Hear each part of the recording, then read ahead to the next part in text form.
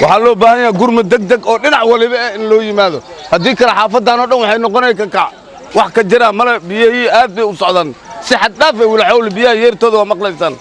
laamiga waxay ka soo gooyeen meeshii la dhahay hintooyda agteeda webiga weyn oo ka yimid biyahan baratooyada waa hadda xaggee ku socdaan marka xaafadda horseeday ku socdaan siiba laanta xalana ugu horeysay ku socdaan haddii isnaayo dhanbo ilaa hadda xaggee gaarsiisan yihiin ilaa waxay gaarsiisan yihiin sariiga gaabka guryihi ahaa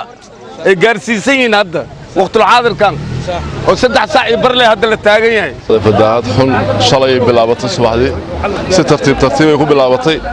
sidii tartiibka ay ku bilaabatay annaga waa yareysayna laakiin xalay maqribkii aan ogaanay inay xaaladda faraha ka baxsan tahay gurmud fara badan aan sameynay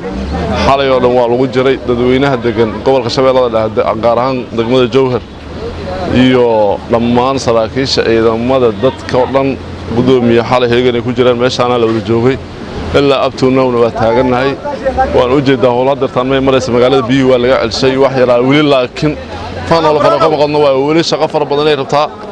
waxaan rabnaa maanta maadaama nala joogto na soo booqatay inaad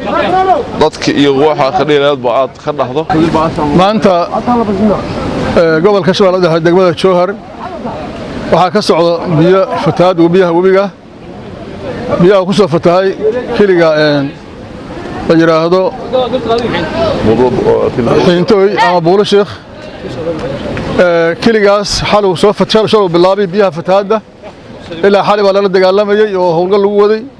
xalay looma kala saaxanin ilaa hadda uu socdaa awooddeena way naga xoog badan tahay oo mataqaanaa inkastoo dadaal badan la muujiyay hawshaas mataqaanaa waa ilo culus tahay qalabkeedii baan la haynin problem fara badan baa jira marka biyahan aad bay xoog badan yihiin dadaal baa lagu jiraa kulli waxaan rajaynaynaa insha Allah inaan kulli aan waxba reebanin inta karaanka sidii guul loo gaari lahaa biyaha soo fatahmay sidii loo xiri lahaa magaalada xalay qaar baa xaafadda horseed biyaha waa gaareen guri badan bay biyaha galeen haddana dadaalkaas lagu jiraa sidii looga hortagi lahaa biyahaas dhibaatadooda looga hortagi lahaa ku jirnaa marka waxaan leenahay cid kasta oo ka qayb qaadan karta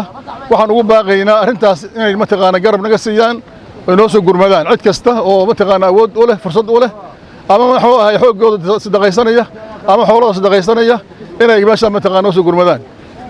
dawladda dhexena waxaan ayagana ugu baaqaynaa lafsadooda ama dawladda federaalka inay arrintaas gacan naga siiso wixii mataqaanaa awood hayeen gacan naga siiso waa sugaynaa insha Allah taala wili hadda barakac ma dhicin laakiin dadaal badan baan ku jirnaa haddaan ku guuleysano alxamdulillah haddaan mataqaanaa arrintaas sii socotana faraha ka baxaysaa marka waxaan leenahay arrintaas ayada loo fajignaado cidii hadda soo gurman kartana waa noo soo gurman insha Allah marka waxaan rajaynaynaa insha Allah in arrintaas in ka hortag la sameeyo guul baan gaari doonaa insha Allah dadkii hadda looma kala harin magaaladii waa lagu soo gurmaday ilaa xal laga masaaxan mas'uuliyiinta iyo shacabka iyo labadaba soo gurmaday haddana waxaan rajaynaynaa insha Allah inaan guul ka gaarno insha Allah taala waxaan leeyahay marka shacabka reer Jowhar waxa la rabaa inayna kala harin biyahan sidii mataqaanaa siga xir lahaayeen inay mataqaanaa dadaal badan sameeyaan soo gurmadaan qof har ayna jirin dhammaan laga wada qayb qaataan rajaynaynaa naf iyo maal inta mataqaanaa xoog iyo maal inta loo hor ayaan rajaynayaa insha Allah oo ku baaqaya waxaan rajaynaynaa guul la gaar insha Allah guulaysta